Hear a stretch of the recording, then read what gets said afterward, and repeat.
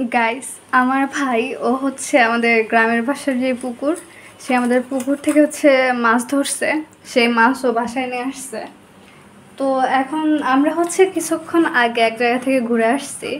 আম্মু যদিও এখন ঘুমাচ্ছে, আমাদের রান্না করে দেওয়ার মতো কেউ নাই। আর আম্মুকে এখন বিরক্ত করা যাবে না, কারণ যেহেতু ঘুমাইছে তাহলে ওর দাগ দেওয়াটা ঠিক হবে না। তো আমার ভাই ও গ্রামের বাসা থেকে এই মাছগুলো নিয়ে আসার পরে ওই নিজে কাটতেছে। আমাকে কাটতে বলছিল, বাট আমার এখন ইচ্ছা করতেছে না। আর আমি এটা এত বড় বড় মাছ কাটতে পারি না। ইলিশ মাছ কাটতে পারি, বাট এগুলো এভাবে কাটা হয় নাই কখনো। তো আমার ভাই ও আমাকে অনেকটা রিকোয়েস্ট করার পরেও নিজে এখানে কাটতে চলে আসছে। এই জন্য মাছ কাটার সাইজ আমি আপনাদের দেখাই। এই যে একটা মাছ এত মোটা, আরেকটা মাছ এইটুকু পাতলা। যাই হোক, ছেলে মানুষ হয়ে যা করছে এটাই আলহামদুলিল্লাহ। কি লক্ষ্যে একটা ভাই আমার।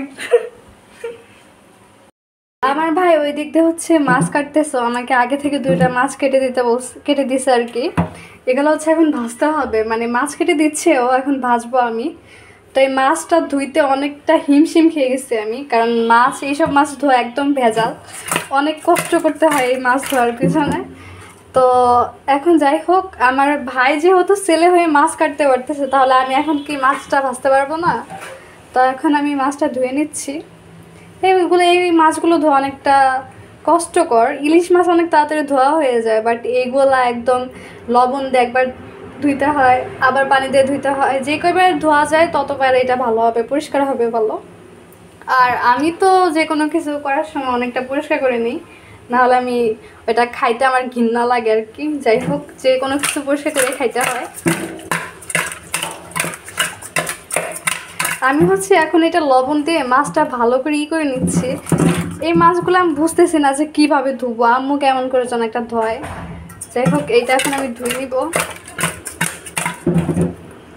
এখানে আমি 2বার লবণ দিয়ে অলরেডি ধোয়া হয়ে গেছে আমার।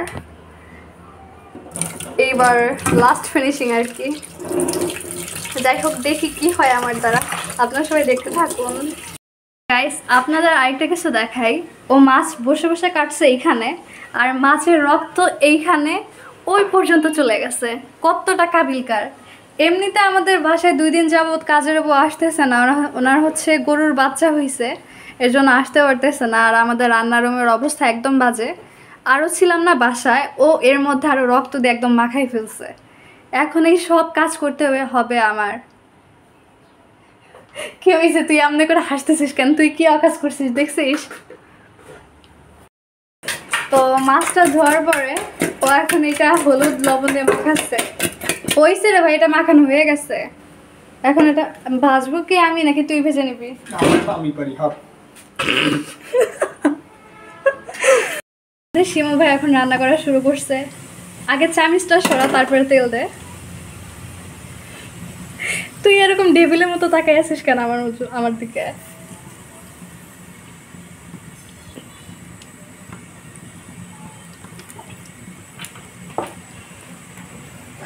আচ্ছা বল, মাছ ভাজে কি কি মশলা বাটা দেওয়া লাগে? মাছ ভাজতে কোনো মশলা বাটা দিতে হয় না। ও বাবা, তুই থেকে সব কিছুই জানিস। যাক, আলহামদুলিল্লাহ। আস্তে আস্তে করে দে।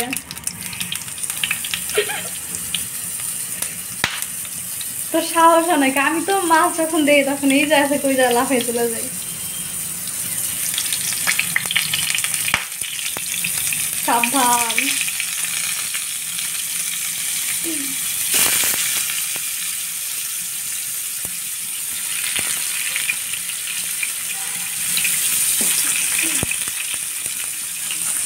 এই যে আমার ভাই একটা একটা করে দিচ্ছে।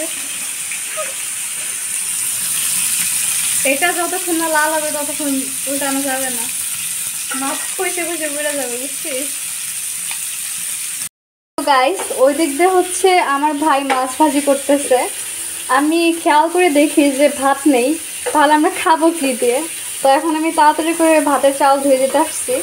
গরম গরম মাছের সাথে গরম গরম ভাত খাইতে অনেকটা টেস্ট লাগবে। যাই হোক, এখন তাড়াতাড়ি এটা ধুয়ে দিই, তাহলে তাড়াতাড়ি হয়ে যাবে ভাত রান্না করাটা। এই দিক দিয়ে বড় ভাই বলল পেঁয়াজ কেটে দিতে, ও মাছের সাথে পেঁয়াজ ভাজিটাও করে খাবে। এই জন্য আমি ওকে এখন পেঁয়াজ কেটে দিচ্ছি।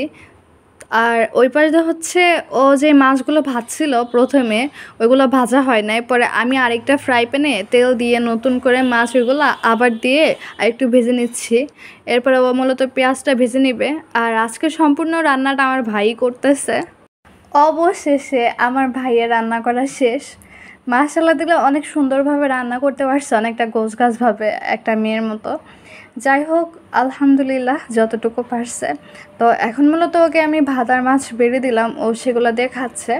আর আপনারা সবাই দোয়া করবেন আমার ভাইয়ার জন্য, ও যেন ভবিষ্যতে অনেক ভালো একজন শেফ হয়। প্রফেশনালভাবে না হলেও চলবে, কিন্তু পরিবারের মধ্যে তো একটু শেফ হওয়াই যায়, তাই না? যাই হোক গাইস, আজকের এই পর্যন্তই। সো আল্লাহ হাফেজ।